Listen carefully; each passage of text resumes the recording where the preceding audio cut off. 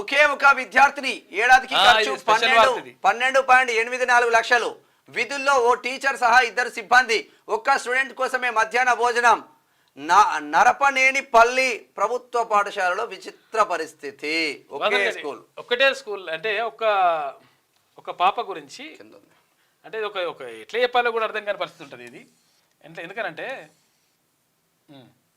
ఇగో ఇదే వార్త యాక్చువల్గా విద్యార్థి ఖర్చు చదువు ఖర్చు అక్షరాల 12,84,000 రూపాయలట.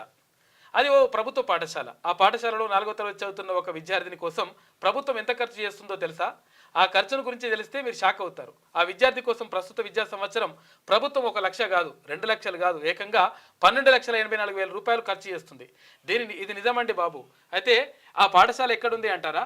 ఖమ్మం జిల్లా వైరా మండలం నారపనేనిపల్లిలో ఉందట, గ్రామంలో ఉంది. ఈ గ్రామంలో ప్రాథమికోన్నత పాఠశాలలో 1వ తరగతి నుంచి 7వ తరగతి వరకు చదువుకునే సౌలభ్యం ఉంది. అయితే ఈ పాఠశాలలో ఇదే గ్రామానికి చెందినటువంటి ఒకే ఒక్క విద్యార్థిని కీర్తన 4వ తరగతి చదువుతుంది. చూసుకోరిగ లెక్క అయితే చదువుతుంది. ఆ ఒక్క విద్యార్థిని కోసం ప్రభుత్వం ఒక టీచర్ను నియమించింది. ఆ టీచర్కు నెల జీతం 1,01,167 రూపాయలు చొప్పున ప్రభుత్వం చెల్లిస్తుంది. ఆ ఖర్చు 12 నెలలకు కలిపి 12,14,000 రూపాయలు అవుతుంది. అదేవిధంగా ఒక విద్యార్థికి వంట వండేందుకు ప్రభుత్వం ఒక వంట మనిషిని కూడా పెట్టిందట.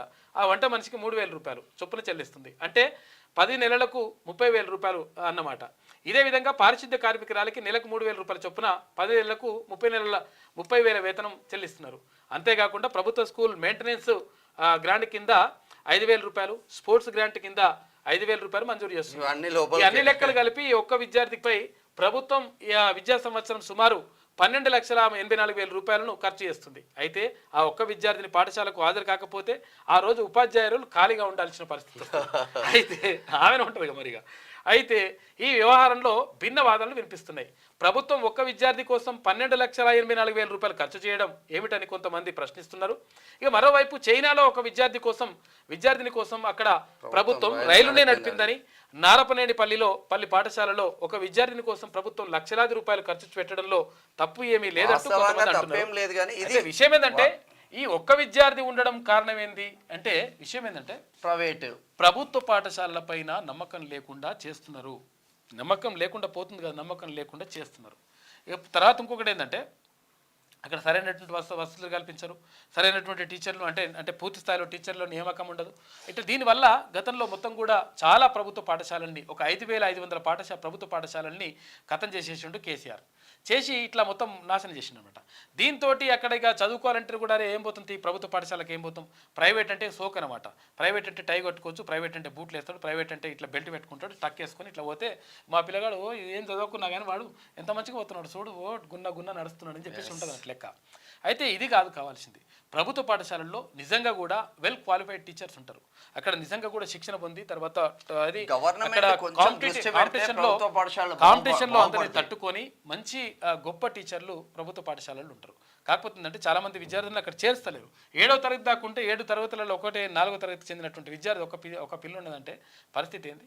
కాబట్టి ఇక్కడ తల్లిదండ్రులలో మార్పు రావాలి, ప్రభుత్వం కూడా మార్పు అంటే ప్రభుత్వ విధానంలో మార్పు రావాలి. ఎందుకంటే మనం జవహర్ నగర్ పాఠశాలకు పోయినాం, గుర్తున్నది. ఆడ 5 క్లాసులు ఒకటే కాదు, ఇటో బోర్డు అటో బోర్డు మధ్యలో వంట, ఇక మొత్తం అదే 5 క్లాసులు. వాళ్ళు ఎట్లా పైకి వస్తారు? 5 క్లాసులు ఒకటే రూము, 2 టీచర్లు అక్కడ చెప్తారు. నేను జవహర్ నగర్ మేడ్చల్ నియోజకవర్గం అడిగినాం. మనం ఏమని అడిగినాం, అమ్మా ఇప్పుడు మరి మీరు మంచిగా చెప్తున్నారు, పాఠం చెప్తుండ్రు. ఇక్కడేమో వాళ్ళ పిల్లగాడు ఉండే 1వ తరగతి పిల్లగాడు, 5వ తరగతి పిల్లగాడు ఉండే ఒకటే రూమ్ లో ఇక్కడ చెప్తే వీనికి ఎట్లా అర్థమవుతుంది, వానికి ఎట్లా అర్థమవుతుంది. ఇక్కడ మొక్కం ఇల్లు పెడతారు, ఇక్కడ మొక్కం ఇల్లు పెడతారని చెప్తున్నారు. ఇద్దరు మొక్కం పెడతారు బాగానే ఉంది, కానీ వీళ్ళు చెప్పిన వాళ్ళకి దూరం కాదు కదా, పెద్ద హాల్ కాదు, చిన్న రూమ్. ఆ చిన్న రూమ్లో ఇట్లా వినిపిస్తుంది కదా అంటే పరిస్థితి అట్లున్నది. కాబట్టి ప్రభుత్వ పాఠశాలల తీరుని మార్చాల్సినటువంటి బాధ్యత ప్రభుత్వం పైన ఉన్నది. 100% దీనిపైన దృష్టి పెట్టాలి.